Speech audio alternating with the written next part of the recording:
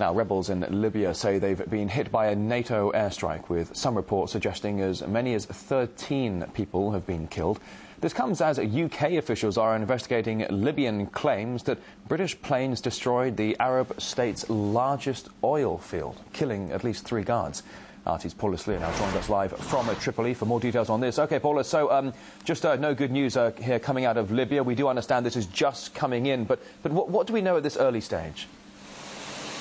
Well, we're hearing reports of a NATO airstrike that has gone horribly wrong. Of course, those rebel fighters are the people who NATO is supposed to be assisting in their advance westwards. But we're now hearing that a NATO airstrike has struck the frontline position, possibly killing as many as 13 opposition fighters. That happening on the front line outside the city of Brega in the east of this country. Now, eyewitnesses say that the rebel fighters are retreating quickly to the town of Ajdabia, which is some 70 kilometers away from Benghazi, which is the headquarters of this whole rebel operation, that they're retreating with their injured, that they're retreating with vehicles that have weaponry on them, that there are ambulances on the scene, and that they're leaving behind a number of destroyed tanks, a number of destroyed armored vehicles.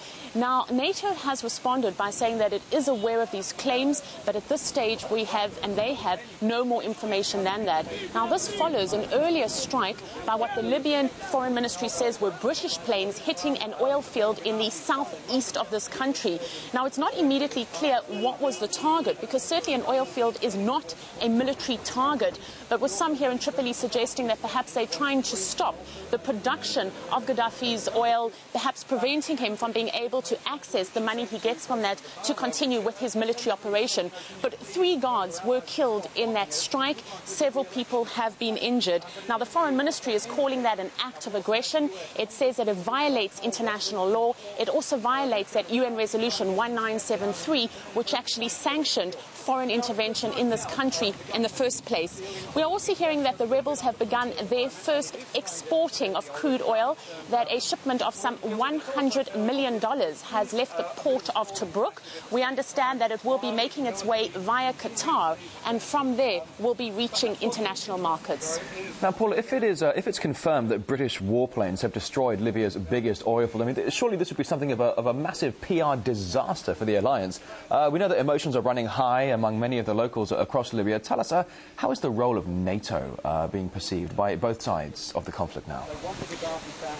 Well, emotions certainly are running high here, and increasingly NATO is bearing the brunt of criticisms from both sides. The rebels are saying that NATO is not doing enough to assist them. They point out that only 30% of Gaddafi's military might has been destroyed in these airstrikes, and they say that they want more intervention from these coalition powers. But the Tripoli government has consistently accused NATO of actually taking sides in this operation. It says that it is facilitating a civil war, and it also says that it is very clearly not helping protect civilians, but rather it is increasingly seeing more and more civilians be killed.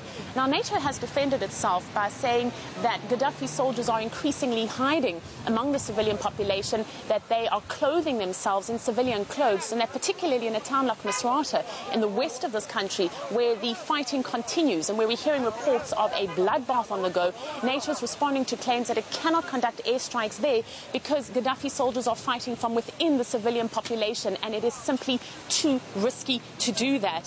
Now, the other difficult question, of course, is that increasingly Gaddafi has changed his tactics on the ground. So it is becoming more and more difficult for NATO pilots to actually discern on the ground who is who. And this might be part of the reason why we're seeing them starting to make mistakes, where they seemingly are targeting rebel fighters, perhaps thinking that they are Gaddafi soldiers. Now, my colleague Igor Piskunov, who is based in Benghazi, explores further the whole phenomenon and the role of NATO in this war here in Libya.